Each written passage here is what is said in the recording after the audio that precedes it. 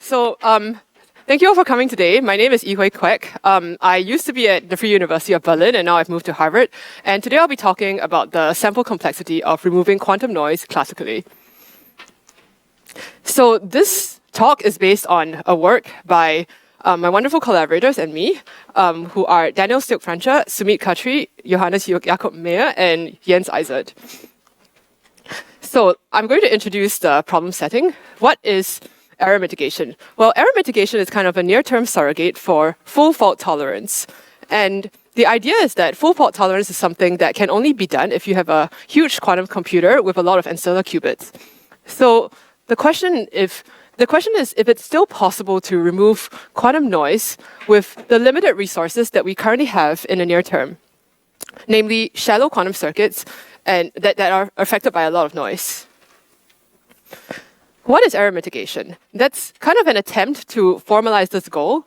So generally, the way quantum computation proceeds, if there were no noise, would be that you put in an input state to your quantum circuit, which is running an algorithm of interest, and then you measure the circuit. And what you get out is either a sample from the probability distribution prepared by the circuit or an expectation value if you measure multiple times. However, in the real world, or at least the real world of 2022, the quantum circuit is often very noisy. And for example, it could be suffering from qubit decoherence or gate errors. And because of this, we aren't able to get the exact expectation value or a sample from the exact probability distribution, but rather a noisy expectation value or a sample. And so the proposal embodied in error mitigation is that maybe it's possible to work on the level of the result of the computation to remove the noise in kind of a classical manner. And the way this is typically done is that you put a classical algorithm after the measurement, or you do like some small amount of quantum pre-processing, then a measurement, and then a classical algorithm. And in this way, it's hoped that instead of getting a noisy expectation value, you get out a noiseless expectation value. I'm going to give an example of an error mitigation protocol so you know what I'm talking about. This error mitigation protocol is called zero noise extrapolation. And the way it works is that you have a noisy circuit which you're interested in. And okay, it's hard to remove the noise, but it's possible to amplify the noise. So what you do is you run the circuit of interest at a noise level, which is like typically amplified from its usual noise level. And then you measure an expectation value, the expectation value of the observable that you're interested in. And then you just do this for various different values of the noise. And in doing so, you get this plot. And because you previously derived some kind of theoretical relationship between the true expectation value and what it should be at like various levels of noise, so then you extrapolate this back to noise level 0, which is what you would get if you were able to run the circuit completely noiselessly, and you output the extrapolated value. So this is called zero noise extrapolation. But we asked the question if it's really possible to remove quantum noise through classical means. And the heuristic evidence seems to suggest that the answer to this question is actually yes, but not efficiently. So as an example, here is a short paragraph from the IBM article that I showed on a previous slide, which is on this particular error mitigation protocol called probabilistic error cancellation, which showed that the circuit sampling overhead actually scales exponentially in the number of qubits and the depth of the quantum circuit. And on a different error mitigation protocol, zero noise extrapolation, we see a similar story. So we see an exponential cost in the number of qubits of the circuit. So we asked the question if these scalings are particular to these error mitigation protocols or whether they are a manifestation of a more general phenomenon. And what we do in order to answer this question is we derive this abstraction that we think captures many error mitigation protocols used in practice, which is as follows. So our setting is that let A be the error mitigation algorithm. The error mitigation algorithm takes as input a number of quantum circuits of n qubits and depth d. And the noise model to this in these quantum circuits is local depolarizing noise. We are also able to analyze non-unital noise, but we won't cover that case yet. So we assume that the local depolarizing noise is of strength P, and that the noise acts after every layer of the circuit. And Okay, so we also assume, for the sake of simplicity, although the analysis can be extended, that the error mitigation algorithm takes in identical copies of such a noisy quantum state. Now, what is the output of the error mitigation algorithm? It's expectation values of some observable of interest or samples. But again, for the sake of simplicity, we're going to analyze the case of expectation values. And something I want to emphasize is that this is ultimately a problem of taking in something noisy and putting out something noiseless. And so this invites the thought that maybe we can analyze this using methods from statistical inference, which is exactly what we do. So just to restate our question, what is the sample complexity of error mitigation? Namely, how many copies of this noisy quantum state does the algorithm need in order to estimate an expectation value to epsilon precision with probability 1 minus delta. But okay, that's just to show you that we have epsilons and deltas inside, and from now on I won't be referring to them. So we want to answer this question, namely we want to give the number of copies in terms of the circuit width and depth and also the noise strength. So I'm going to now state our lower bounds on error mitigation. The first result that we have is that the answer to this question in the case when the circuits are affected by depolarizing noise scales exponentially in the depolarizing noise parameter, and the exponent is both in terms of the number of qubits and the depth of the circuit. And this result kicks in when the depth of the circuit is greater than log n. And so the second theorem is we also analyze the case of non-unital noise in the circuits, and there we also see a similar exponential scaling, although C is something complicated and I won't talk about it. Okay, so here is how to interpret our results. So we have derived lower bounds on the sample complexity of error mitigation, and this is in contrast to the previous belief that the lower bound was only exponential in D, the circuit depth. And the reason why our results are an improvement is that NISQ circuits, which is the regime in which error mitigation becomes important, are of depth log of n. And if you exponentiate log of n only, so exponential in D would be only polynomial in n. However, with our results, we see that there's also a factor of n in the exponent. And so our result is now exponential in n. So it went from poly n to exponential in n. So our result is exponentially stronger. And we can also use our techniques to show that the loss of quantum advantage for certain QML subroutines in the presence of noise may occur much earlier than expected, than previously thought. So another consequence of our result is that if you were to think of using error mitigation to prepare ground states of Hamiltonians, then that's actually not going to be possible because you're only going to get an improvement in the exponent, and we talk more about this in the paper. So I'm going to give a short teaser of our proof technique, and hopefully this will be enough to give you a flavor of the techniques that we use. So our strategy is a 3-step strategy, and the first part of the strategy is to define a learning problem that can be solved by error mitigation. And the name of this learning problem is called noisy state distinguishability.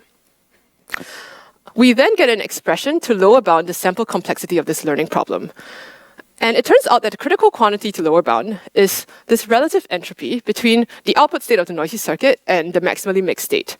And the reason step 2 makes sense is because in step 1, we established that the complexity of the noisy state distinguishability problem lower bounds the complexity of error mitigation. And so if you get a lower bound to the second problem, to the problem of noisy state distinguishability, that then becomes a lower bound to error mitigation. So then step 3 is that we construct circuits for which the bound evaluates to an enormous quantity. And so the error mitigation then has an enormous lower bound. So I'm going to talk about part 1 now. So this problem is, I'm going to introduce the problem of noisy state distinguishability. And so this problem is exactly as its name suggests, a twist on the state distinguishability problem when the states are noisy. So formally, what you have is knowledge of a circuit and a noise channel that transforms the circuit to a noisy version of the circuit.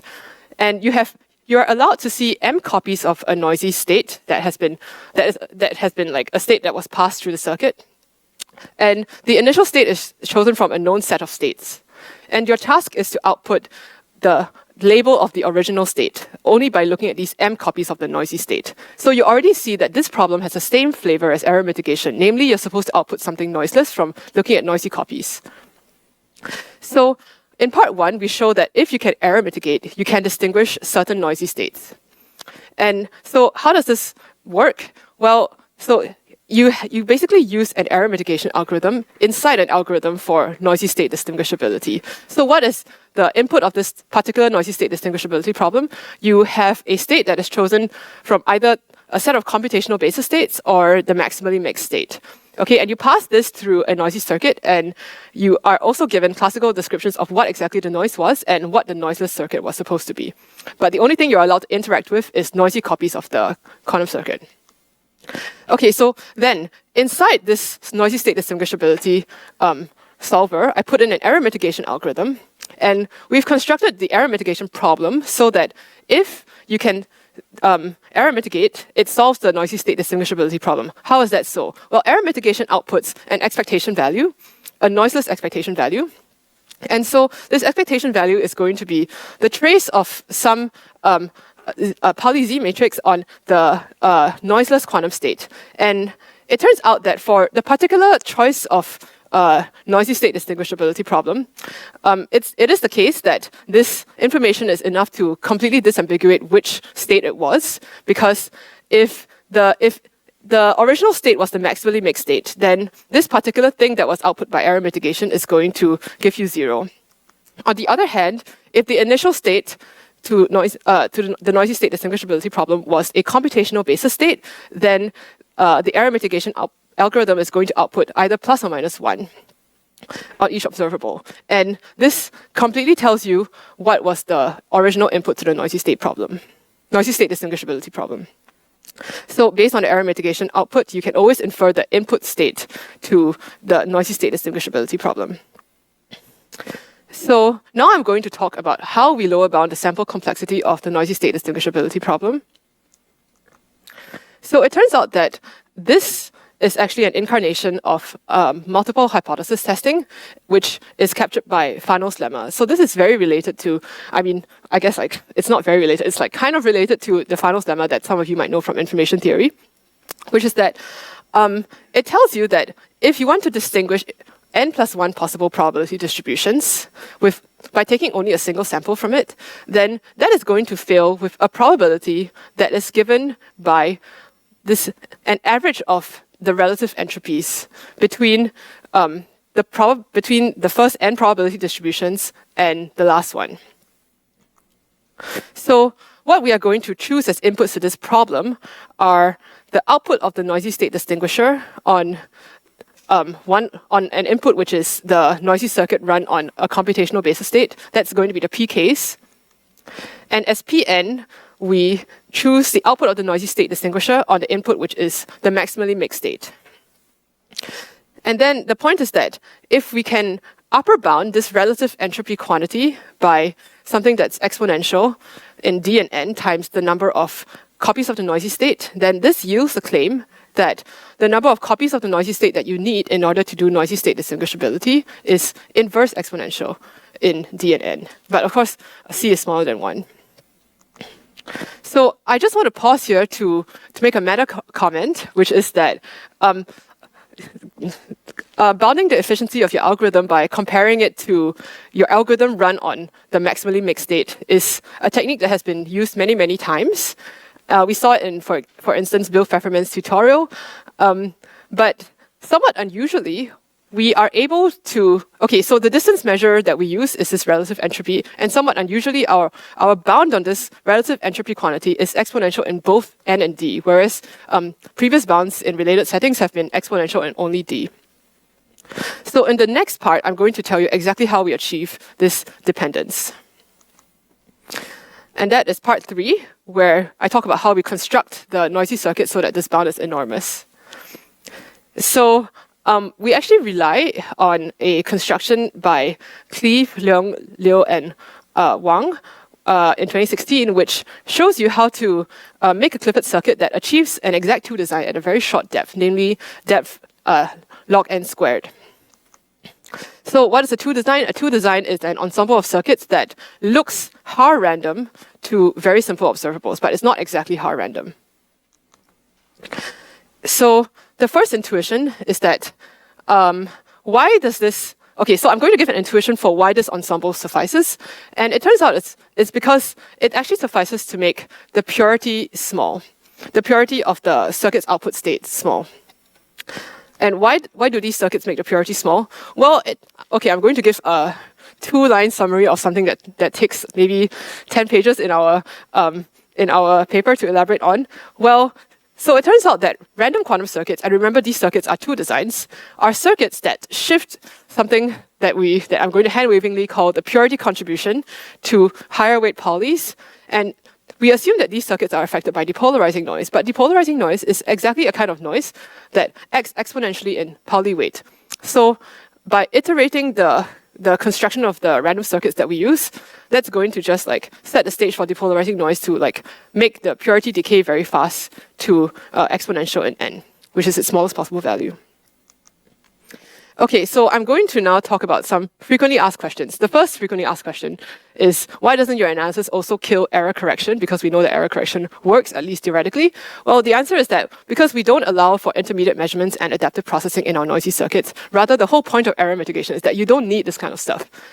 However, that invites a related question, which is how near-term can we push the line between error mitigation, which is like a near-term strategy, and full-scale error correction? Is there something that we could do that escapes the bounds that we proved in this work, but also gets closer to error correction, but is still achievable in the near term? And the second question that I often get asked is, how do we interpret your worst-case bounds? Are these just pathological circuit examples? Well, the answer is that, yes, these are just pathological circuit examples, but they also teach us something. They teach us that you can't apply error mitigation blindly. It's not going to work for all circuits. And the interesting question maybe is whether our conclusions also hold up for the average circuit that you might try to run error mitigation on. And another interesting question is what exactly is pathological about our circuit construction? In particular, one thing that you might say it's slightly strange is that they require all-to-all circuit connectivity, which maybe is something that you would not be able to get in the near term. So I'm going to conclude by just giving a 1-line summary of our work. Namely, error mitigation is hopeless on circuits that scramble information rapidly. And the way we proved this was by a reduction to a noisy state distinguishability problem and then lower bounding the complexity of that. And this invites some open questions. Namely, firstly, our circuits are circuits that generate a lot of entanglement. So is there a relationship between the amount of entanglement generated by a quantum circuit and its sensitivity to noise? Second question is something I said just now, which is what would be a suitable average case notion of the sample complexity of error mitigation? And the last thing is also something that invites more circuit constructions and error mitigation constructions, which is could there be an intermediate regime between error mitigation and error correction that somehow escapes our bounds but still achieves the goal of removing circuit errors? And with that, I will end my presentation. Thank you.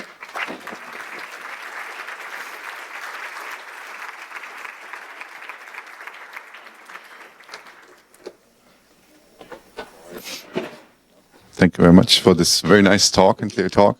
I'm sorry I came in late. There was a mix-up with who's going to chair the session.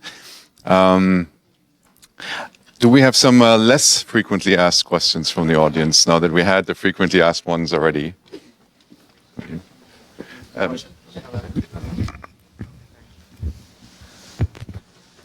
Hi, thanks for a nice talk.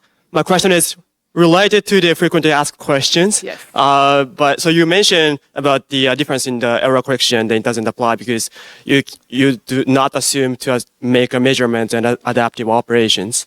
But in a sense, you can also model it as a channel, like everything as a channel. Then you also mentioned the result about non-unital noise. So what if we consider this channel as a non-unital noise, and wouldn't your results to apply to that case? Like, what prevents you from doing that?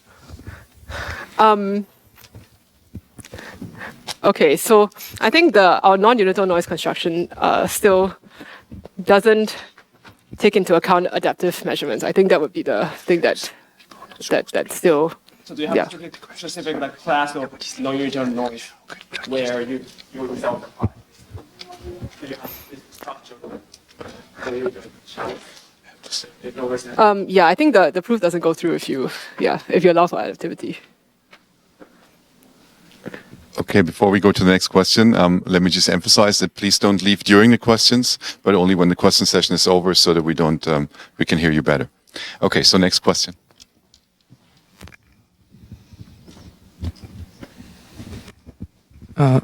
Thanks for the talk. So for the noisy distinguishability problem, you assume the states to be acting with the same noise in every copy. How crucial yes. is that same noise assumption? Can you have different noise acting on different copies? Yeah, so you can have different noise acting on different copies, but the point is that there is some minimum noise level in your circuit. And so if you just carry out the calculations with the minimum noise level, then our construction should apply. Because it's not fair to assume that there is one circuit that has like zero noise.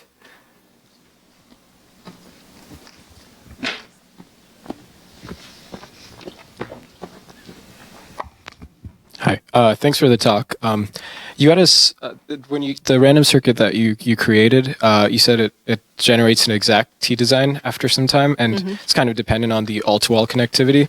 I'm wondering if you don't have all-to-all connectivity, then you generate it after a little bit longer time. Does that also have the same bound now? Yeah, so this was a point of slight confusion, but you can apply a layer of swap gates to make the all-to-all connectivity into like connectivity to only between nearest neighbors, and then that doesn't improve that doesn't change the result significantly. Okay.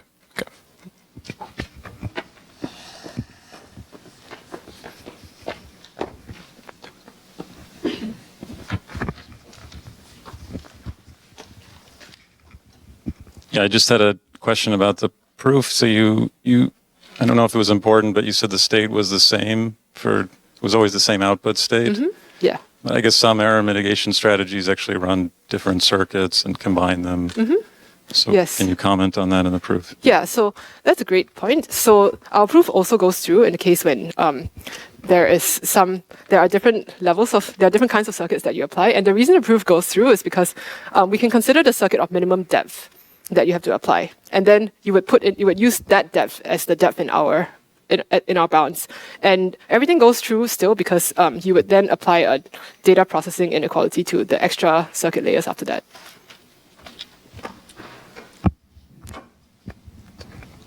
Thank you for a great talk.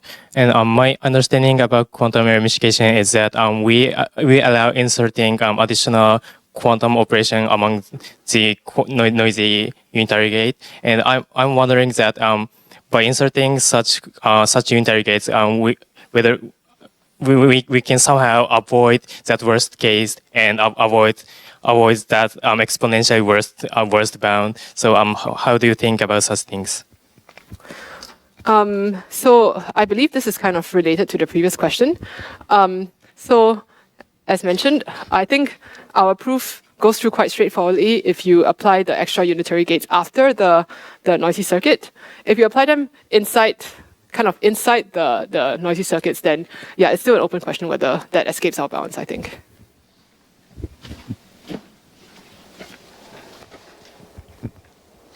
If you change the setting slightly and use a quantum algorithm for post-processing, do you think this would improve the chances of error mitigation? It depends on how you use the quantum algorithm for post-processing. Are you saying that you don't do a measurement at all, and then you do? You do a measurement, and then you have to input the results of the measurement into a quantum algorithm? Is there any quantum algorithm that would be good at this? Well, I think that I think you could like naively use our bounds, but however that our bounds are constructed to like. Okay, so firstly, the quantum algorithm would itself be affected by noise, so you would have to take that into account. And our bounds would say that even in the case when the quantum algorithm was not affected by noise, it would be bad. So yeah, probably some more fine-grained analysis is required. Okay, thank you very much. Are there any more final questions? Maybe last question. 60 seconds and counting. Otherwise, I suggest we thank our speaker again for this very nice talk.